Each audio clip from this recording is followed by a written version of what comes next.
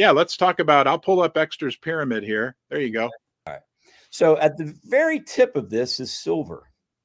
Why silver is the very tip? You know what, folks? Is it possible that we've been lied to and that silver is actually more rare than gold? Talk to Bix Weird. Anyway, let's not go. That's conspiracy stuff. Let's just talk about facts. Okay. So our Constitution says only thing we use as money is gold and silver. So what is all this other crap? Okay. Base money, bank. Are you seeing this, Ron? Yep, Are you? Yep. We can see it. Bonds, corporate and municipal bonds. Okay. Non-monetary commodities, derivatives, cryptocurrencies, crypto derivatives, and let's add another one, synthetic derivatives. Yeah. Okay. A synthetic derivative is a bet on a bet. A derivative derives its value from something else. So, Ron, you and I are going to play blackjack. Okay. One of us is going to win and one of us is going to lose. You got a whole lot of friends. I have a whole lot of friends. Okay. But we're each going to bet $100. You with me so far? Yep. Your friends are going to bet my friends that you're going to win. And my friends are going to bet your friends that I'm going to win. And they bet $100 million. There's a lot of them. You got a lot of friends, and so do I. That's what's called a derivative. Then you have the investors out there. Oh, hey, Ron's group's really good. We're going to bet that Ron's group wins. Ted's really good. We're going to bet that Ted's group wins. And then those two, okay, which are not you and I, and not our friends, the people beyond our friends' friends, and they invest, say, $1 trillion. You think I'm crazy? No, I'm not. Because the amount of derivatives being held by the banks far exceeds their capitalization. All the banks are busted. That's why you're showing that there's not enough M2 money supply to cover it. So anyway, let's get back to this. So what we're going to see is think of all this other stuff here as wax.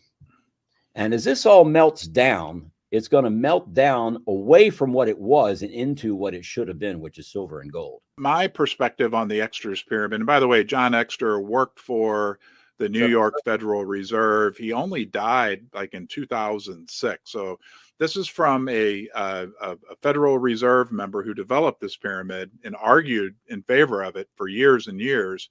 But what's interesting to me is that the way I look at it is silver and gold at the bottom are real, right? We know that they're tangible, they're finite. Everything above it, above gold and silver, are synthetic. Our make-believe, are based on confidence, which starts with the three letters CON, con, right? Which is why I like to say recently, Ted, it kind of dawned on me, like, why has the United States Federal Reserve, it seems to me that they're almost less of a bank and more of a public relations firm now. And that explains why, because they have to continue now with, every week we have 10 Fed governors speaking, right? They have to continue with this messaging. Prop up the bond market is what's going on. Yeah. They got to talk it up so that the people that are holding the bonds don't dump them, and then the people that don't hold bonds want them. Okay. Yeah. But quite frankly, I think that ship has sailed.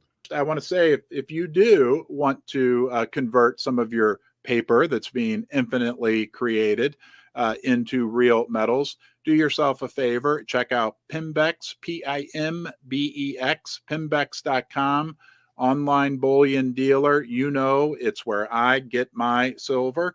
And many of the basement dwellers have joined me there, and I've had overwhelming positive response with everyone who's worked with Pimbex. If you want gold, silver, platinum, they have it all. Their prices are always the best, ultra competitive. Their selection's great, and their service is second to none. And of course, thank you to Fortuna Silver for sponsoring Ron's Basement. You can learn more about them at fortunasilver.com, and our friends at First Mining Gold.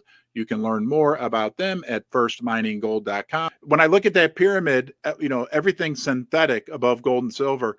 We don't need the whole thing to absolutely collapse to see a big increase in the gold and silver price. Even if, just like you said, it starts to melt, that's a good analogy. Or I like to say, if a few of the bricks start to fall out of that pyramid, a few of the derivatives bricks, even just a little bit, could result in a huge value, or an event that could create a huge repricing for silver and gold, for that matter.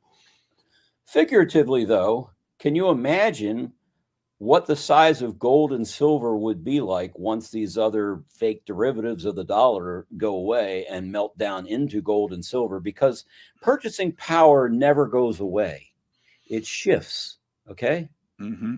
So we got this big bubble and they keep blowing it up and blowing it up and blowing it up. Okay. But inside that bubble, okay, the bubble that's being blown is a small little bubble. And that's the silver bubble. And there's only 0.5% in the silver and the gold physical bubble inside this big balloon. Do you follow me? Yes. So as the other purchasing power shifts from cryptocurrencies, derivatives, non-monetary, you get the picture, right? Mm-hmm. Yep. All that nonsense. Okay. That purchasing power shifts into silver and gold. You are seeing an epic biblical battle going on right now. And I'm telling you, the cause of all this downstream issue is the global battle that's happening right now between Keynesian economics and Austrian monetary economics. It's being battled out. Okay. And the BIS is going to lose. But what you're feeling right now, you're feeling the depth of all the tentacles that the BIS had throughout our society. And there were two terms, I'll be honest, that I'd heard so many times over the years myself: the difference between Keynesian economics and Austrian economics. Will you explain that to us for novice economists, non-MIT educated economists, Ted, if you will? Sure. I put my shoes on the way you do too. Okay. Keynesian economics is all about fractional reserve banking. Okay. So that means that Ron puts $1,000 into the bank. And if the reserve liquidity ratio is 10%, meaning that the bank can lend out 90% of that, that means that Ron's $1,000 gets credit to him, but then that's given it a check for $900 to somebody else. They're going to borrow that. Okay. They're going to borrow against his 1,000. And then that person can deposit another 90% of that if the reserve liquidity ratio is 10%. But that's a little high. Okay. So what I'm saying is that you can take $1,000 deposit and create $10,000 of liabilities against it. Do you follow me? Yep. Yep. So That's it's the essence of it. It's almost to a certain degree, if we refer back to the Exter's pyramid, it's a lot of the things those synthetic things that rest above the silver and gold base. Is that somewhat accurate? Yes, yes. And I'm not some savant or anything. This is what happens in history. As a matter of fact, the further you look back in history, the more clearly you can see the future. Okay. Who was that? Yes, Sir Winston Churchill said that. About this, the further I look back in history, the more clear things become. Correct. Yes. So look at these different currency notes. Okay. Look at this one. Look at this one. At some point in time, somebody exchanged their labor for these notes. Okay. But who owns them now and what's their worth? Okay. So let's ask another question. Since all these fiat currencies fail throughout history, all right, is there a model by which they do fail? What do you think the answer is, Ron? Yes. Yes. Yes. So what I'm saying is not the hopium or whatever you want to call it. It's not a guess. All right. It's what happens. The further you look back in the past, the more clearly you can see the future. Okay. And if you don't hold it, you don't own it. Somebody does. Guess who? The 0.5% that own the metal. Look, folks, you're never going to need another chance like this ever again. Your parents, your great grandparents, your grandparents, your children, your grandchildren will never have this opportunity.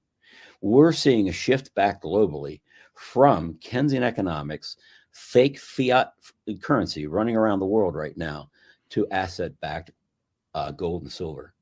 And of the two, silver is the much better buy because the silver mining ratios and the paper ratios are out of whack. There's so much we can talk about because currently the paper ratio between silver and gold is like 90-1. It comes out of the ground at 7-1, but there's more to that story.